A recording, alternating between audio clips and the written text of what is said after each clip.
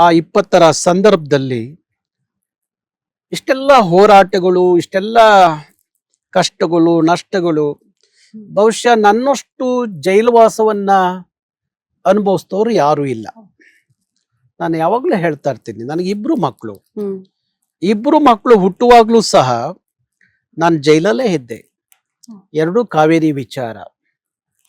ಹಾಗಾಗಿ ನಾನು ಎಸ್.ಎಂ. ಕೃಷ್ಣ ಅವರಿಗೆ ಕೇಳ್ತಾ ಇದ್ದೆ, ನನ್ನ ಬೆಂಗಳೂರು ಜೈಲುಗಳಿಗೆ, ಬಳ್ಳಾರಿ ಜೈಲಿಗೆ, ಬೆಳಗಾಂ ಜೈಲಿಗೆ ಎಲ್ಲದಕ್ಕೂ ಕಳಿಸ್ಬಿಟ್ರೆ ಕೃಷ್ಣ ಅವರೇ, ಒಮ್ಮೆ ಅಂಡಮಾನ್ ಜೈಲ್ ನೋಡ್ಬೇಕು ಅಂತ ಆಸೆ ಇದೆ, ಅಲ್ಲಿಗೂ ಕಳಿಸ್ಬಿಡಿ ಅಂತ ಹೇಳಿ ನಾನು ಎಸ್.ಎಂ. ಕೃಷ್ಣ ಅವರು ಕೇಳುವಾಗ ಒಂದಿನ ಎಸ್.ಎಂ. ಕೃಷ್ಣ ಅವರು ಗಟ್ಟಿಯಾಗಿ ನನ್ನ ಅಪ್ಕೊಂಡು, ಇಲ್ಲ, ನಿನ್ನಂತ ಎದೆಗಾರಿಕೆಯ ಒಬ್ಬ ನಾಯಕ ಈ ನಾಡಿಗೆ ಬೇಕಾಗಿತ್ತು, ನಿನ್ನ ನೋಡಿದಾಗ ನನಗೆ ಭಾರಿ ಖುಷಿ ಆಗುತ್ತೆ.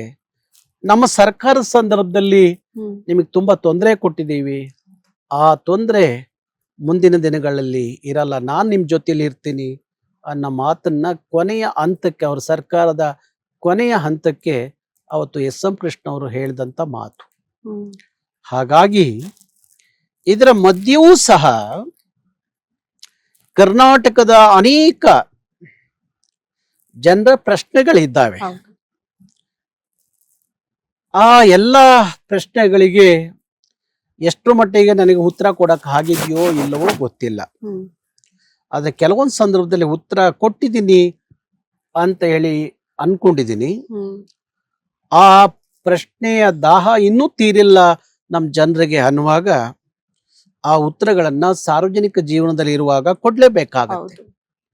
ಯಾಕೆಂದ್ರೆ ಈ ದೇಶದಲ್ಲಿ ಯಾರನ್ನು ಬೇಕಾದ್ರೂ ಆರೋಗ್ಯಕರವಾಗಿ ಪ್ರಶ್ನೆ ಮಾಡುವಂತ ಅಧಿಕಾರ ಪ್ರಜಾಪ್ರಭುತ್ವದ ವ್ಯವಸ್ಥೆಯಲ್ಲಿ ಎಲ್ಲರಿಗೂ ಇದೆ.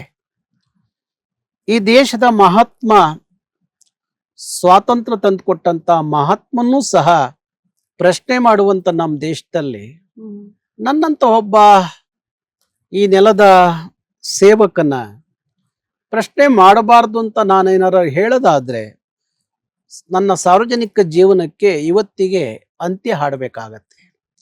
ಹಾಗಾಗಿ ನನಗನ್ಸುತ್ತೆ, ನೀವು ಕೇಳೋ ಇವತ್ತಿನ ಪ್ರಶ್ನೆಗಳು ಅದು ನಿಮ್ಮ ಪ್ರಶ್ನೆ ಅಲ್ಲದೆ ಸಾರ್ವಜನಿಕರ ಪ್ರಶ್ನೆ ಅಂತ ಹೇಳಿ ಭಾವಿಸ್ತಾ, ನೀವು ಯಾವ ಹಂಜಿಕೆಯೂ ಇಲ್ಲದೆ ನೇರವಾಗಿ ನನ್ನ ಪ್ರಶ್ನೆ ಮಾಡಿದ್ರೆ ನಿಮ್ಮ ಪ್ರಶ್ನೆಗಳಿಗೆ ನನ್ನ ನೇರವಾದ ಉತ್ತರ ಇರುತ್ತೆ. ಅದು ಪ್ರಶ್ನೆ ಜನರದ್ದಾದ್ರೆ ಉತ್ತರ ನನ್ನದಾಗಿರುತ್ತೆ. ಹಾಗಾಗಿ ನೀವು ನಿರ್ಘಳವಾಗಿ, ನಿರಾಳವಾಗಿ ನಿಮ್ಮ ಪ್ರಶ್ನೆಯನ್ನ ನನ್ನ ಮುಂದೆ ಇಡಬಹುದು. ಅದಕ್ಕೆ ನೀವು ನಮ್ಮ ಹೆಮ್ಮೆ ಅಂತ ನಾವು ಮತ್ತೊಮ್ಮೆ ಹೇಳ್ತೀವಿ. ಯಾಕಂದ್ರೆ 25 ವರ್ಷ ಸುಗಮ ಹಾದಿ ಆಗಿರ್ಲಿಲ್ಲ, ದುರ್ಗಮ ಹಾದಿ. ಆ ಕಷ್ಟಗಳನ್ನ ಮೆಟ್ಟಿ ಈ ರೀತಿ ಕನ್ನಡದ ನೆಲ, ಜಲ, ಭಾಷೆ ವಿಚಾರಕ್ಕೆ ಸಂಬಂಧಪಟ್ಟಂತೆ ಹೋರಾಟ ಮಾಡ್ತಾ ಬಂದಿದ್ದೀರಿ ನಿರಂತರವಾಗಿ. ಒಂದು ಪ್ರಶ್ನೆ ಸರ್ವೇ ಸಾಮಾನ್ಯವಾಗಿ ಕಾಡೋದು ಅಂದ್ರೆ, ಸಾರ್ವಜನಿಕ ವಲಯದಲ್ಲಿ ಕೇಳೋದಕ್ಕೆ ಸಿಗೋದು ಅಂದ್ರೆ, ನಾಡ ಭಕ್ತರು ಅಂತ ಎದೆ ತಟ್ಟಿ ಹೇಳ್ತೀರಿ. ನಾಡ ಭಕ್ತರು ಅಂದ ತಕ್ಷಣ ಅವರು ದೇಶ ಪ್ರೇಮ ಇಲ್ಲ, ರಾಷ್ಟ್ರ ಭಕ್ತರು ಅಲ್ಲ ಅನ್ನುವಂತ ಅನುಮಾನಗಳು, ಅಂಥದ್ದೊಂದು ಪ್ರಶ್ನೆಗಳು ಕೇಳೋದಕ್ಕೆ ಸಿಗುತ್ತೆ. ಅದ್ರ ಬಗ್ಗೆ ತಮ್ಮ ಅಭಿಪ್ರಾಯ? ನೋಡಿ, ನನ್ನ ಊರು ಚೆನ್ನಾಗಿದ್ರೆ ನನ್ನ ನಾಡು ಚೆನ್ನಾಗಿರುತ್ತೆ ಅನ್ನೋ ವಿಚಾರ ಎಲ್ಲರಿಗೂ ಗೊತ್ತಿರಬೇಕು. ಭಾರತ ಅನ್ನೋದು ಭಾಷಾ ರಾಜ್ಯಗಳ ಒಕ್ಕೂಟವೇ ಭಾರತ.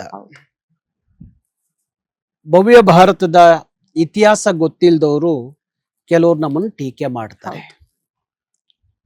ಒಕ್ಕೂಟದ ಭಾರತ ವಿವಿಧ ಭಾಷೆಗಳು, ವಿವಿಧ ಸಂಸ್ಕೃತಿಗಳು, ವಿವಿಧ ಆಚಾರಗಳು, ವಿವಿಧ ಪ್ರಕಾರಗಳ ಒಳಗೊಂಡಂತೆ ಭಾರತವೇ ಹೊರತು ಯಾವುದೋ ಒಂದು ಭಾಷೆ ಅನ್ನುವ ಭಾರತ ಅಲ್ಲ. ಭಾರತದಲ್ಲಿ, ಭೂಪಟದಲ್ಲಿ ಕರ್ನಾಟಕವನ್ನ ಭಾರತದ ಮುಕುಟಮಣಿ ಅಂತ ಕರೀತಾರೆ. ಆ ಭಾರತದ ಮುಕುಟಮಣಿ ಭಾರತವನ್ನು ವಿಜೃಂಭಿಸಬೇಕಾದ್ರೆ, ವೈಭವೀಕರಿಸಬೇಕಾದ್ರೆ, ಸಂಭ್ರಮಿಸಬೇಕಾದ್ರೆ ಆ ಮುಕುಟಮಣಿ ಚೆನ್ನಾಗಿರ್ಬೇಕಲ್ವಾ? ಆ ಚಂದ ಅಂದವಿಲ್ಲದ ಮುಕುಟಮಣಿಯನ್ನ ಭಾರತದ ತಾಯಿಗೆ ನಾವು ಆ ಕಿರೀಟವನ್ನ ಇಡೋದಾದ್ರೆ ಯಾವ ನ್ಯಾಯ? ಹಾಗಾಗಿ ಯಾವ ಭಾರತದ ಮುಕುಟಮಣಿ ಅಂತ ಕರ್ನಾಟಕವನ್ನ ಕರೀತಾರಲ್ಲ ಈ ರಾಷ್ಟ್ರದಲ್ಲಿ, ಆ ಭಾರತದ ಭಕ್ತಿ ಉಳಿಬೇಕು ಅನ್ನೋದಾದ್ರೆ ಕರ್ನಾಟಕದ ಶಕ್ತಿ ಉಳಿಬೇಕಲ್ವಾ? ಕರ್ನಾಟಕದ ಭಕ್ತರ ಆದಾಗ ತಾನೇ ಭಾರತದ ಭಕ್ತರು ಆಗ್ಲಿಕ್ಕೆ ಸಾಧ್ಯ. ನನ್ನ ಮನೆಗೆ ನಾನು ಭಕ್ತನಾಗದೆ ನೆರೆಮನೆಗೆ ಯಾವ ರೀತಿಯ ಭಕ್ತ ಅಂತ ಹೇಳಿ ನಿನ್ನ ಪರಿಗಣಿಸ್ಲಿಕ್ಕೆ ಸಾಧ್ಯ ಆಗತ್ತೆ? ಮೊದಲು ನನ್ನ ಪರಿಸರವನ್ನ ನಾನು ಸರಿಯಾಗಿ ಇಟ್ಕೋಬೇಕಾಗತ್ತೆ. ಹಾಗಾಗಿ ನನ್ನ ನಾಡ ಭಕ್ತಿ, ನನ್ನ ಭಾಷೆಯ ಭಕ್ತಿ, ನನ್ನ ಜನರ ಭಕ್ತಿ ಅದ್ಯಾಕೆ ದೇಶಭಕ್ತಿ ಅಂತ ಅನ್ಕೋಬಾರದು? ಯಾಕೆ ದೇಶಭಕ್ತಿ ಅಂತ ಅನ್ಕೋಬಾರದು? ಬಸವಣ್ಣವ್ರದ್ದು ಒಂದು ಮಾತಿದೆ, ಇಲ್ಲಿ ಸಲ್ಲುವವನು ಎಲ್ಲೆಲ್ಲೂ ಸಲ್ಲುವನಯ್ಯ, ಇಲ್ಲಿ ಸಲ್ಲದವ ಎಲ್ಲಿಯೂ ಸಲ್ಲದವನಯ್ಯ, ಕೂಡಲ ಸಂಗಮ ದೇವ ಅಂತ ಹೇಳಿ. ನನ್ನ ನಾಡನ್ನ ನಾನು ಭದ್ರವಾಗಿ ಕಟ್ತೇ ಇದ್ದೋನು, ನನ್ನ ನಾಡನ್ನ ನಾನು ಪ್ರೀತಿಸ್ತೇ ಇರುವಂತ ವ್ಯಕ್ತಿ, ನನ್ನ ಭಾಷೆಯನ್ನ ಗೌರವಿಸ್ತೇ ಇರುವಂತ ವ್ಯಕ್ತಿ ದೇಶಭಕ್ತ ಅಂತ ಹೇಳ್ಕೊಂಡ್ರೆ ಅದು ಎಷ್ಟು ಮಟ್ಟಿಗೆ ಸರಿ ಅಂತ ಅನ್ಸುತ್ತೆ? ನಾನು ದೇಶಭಕ್ತ ಅಂತ ಹೇಳ್ಕೋಬೇಕಾದ್ರೆ ನಾನು ನಾಡಭಕ್ತನಾದಾಗ ಮಾತ್ರ ಆ ದೇಶದೊಳಗಡೆ ಒಂದು ನಾಡ ಶಕ್ತಿ ಕರ್ನಾಟಕ ಅನ್ನುವಾಗ ಆ ನಾಡ ಶಕ್ತಿ ಭಾರತದ ಭಕ್ತಿಯೂ ಆಗ್ಬಹುದು, ಶಕ್ತಿಯೂ ಆಗ್ಬಹುದು.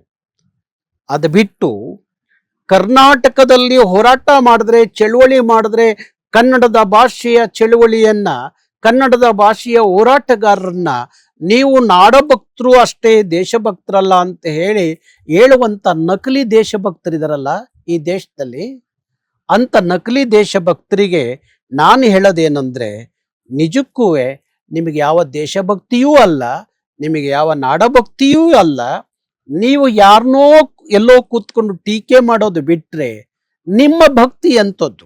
ನಿಮ್ಮ ಭಕ್ತಿ ಎಂಥದ್ದು? ಈಗ ಕಾರ್ಗಿಲ್ ಯುದ್ಧ ನಡೀತು. ಕಾರ್ಗಿಲ್ ಯುದ್ಧ ನಡೆದಾಗ ಕರ್ನಾಟಕದಲ್ಲಿ ಸುಮಾರು 22 ಜನ ಸೈನಿಕರ ಶವ, ಕಾರ್ಗಿಲ್ ಯುದ್ಧದಲ್ಲಿ ಸತ್ತಂತ ಆ ಯೋಧರ ಶವ ಕರ್ನಾಟಕ ಬಂತು. ಆಗ ನಾವು ಭಾರಿ ಸಡಗರ ಸಂಭ್ರಮದಿಂದ ಬರಮಾಡ್ಕೊಳ್ದೆ ಅಲ್ಲದೆ ಆ ಎಲ್ಲ ಕುಟುಂಬಕ್ಕೆ ಕರವೆಯಿಂದ 50,000 ರೂಪಾಯಿ ಅವತ್ತಿನ ಕಾಲಕ್ಕೆ ಅವರ ಕುಟುಂಬಕ್ಕೆ ಹಣವನ್ನು ಕೊಟ್ಟು ಅವರಿಗೆ ಗೌರವವನ್ನು ಸಲ್ಲಿಸಿದು. ಅದಕ್ಕೆ ಕರ್ನಾಟಕ ರಾಷ್ಟ್ರಕವಿ ಕುವೆಂಪು ಹೇಳ್ತಾರೆ, ಭಾರತ ಜನನೀಯ ತನುಜಾತೆ ಜಯ ಹೇ ಕರ್ನಾಟಕ ಮಾತೆ ಅಂತ ಹೇಳಿ. ನಾನು ನನ್ನ ನಾಡನ್ನ ಪ್ರೀತಿ ಮಾಡಿದ್ರೆ ಅದು ಭಾರತವನ್ನ ಪ್ರೀತಿ ಮಾಡ್ದಂಗೆ ಅಂತೇಳಿ ಅನ್ಕೋಬೇಕು. ಯಾಕೆಂದ್ರೆ ಭಾರತ ಅನ್ನೋದು ಭಾಷೆ ರಾಜ್ಯಗಳ ಒಕ್ಕೂಟವೇ ಭಾರತ ಹೊರತು ಭಾರತ ಅನ್ನೋದು ಯಾವ ರಾಜ್ಯಗಳನ್ನು ಇಲ್ಲದ ಭಾರತವಲ್ಲ.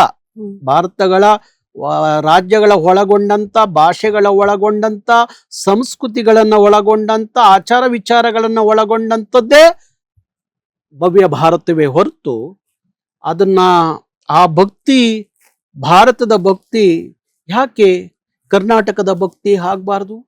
ಇಲ್ಲ ಕರ್ನಾಟಕದ ಭಕ್ತಿಯನ್ನ ಭಾರತದ ಭಕ್ತಿ ಅಂತ ಯಾಕೆ ಪರಿಗಣಿಸಬಾರ್ದು? ಯಾಕೆ ನೀವು ಒಡೆದಾಳುವ ನೀತಿಯನ್ನ ಮಾಡ್ತೀರಿ? ಹಾಗಾದ್ರೆ ನೀವು ದೇಶಭಕ್ತರು ಅಂತಲ್ಲ. ಹಾಗಾಗಿ ಪ್ರತಿಯೊಬ್ಬನಿಗೆ ತನ್ನ ನಾಡಿನ ಬಗ್ಗೆ ಎಷ್ಟು ಪ್ರೀತಿ ಭಕ್ತಿ ಇದೆಯೋ ಅಷ್ಟೇ ದೇಶದ ಮೇಲೆ ಇದೆ ಅನ್ನೋ ಅರಿವು ನಮ್ಮ ಟೀಕಿಸುವವರಿಗೆ ಇರ್ಲಿ ಅಂತ ಹೇಳಿ ಹೇಳ್ತೇನೆ.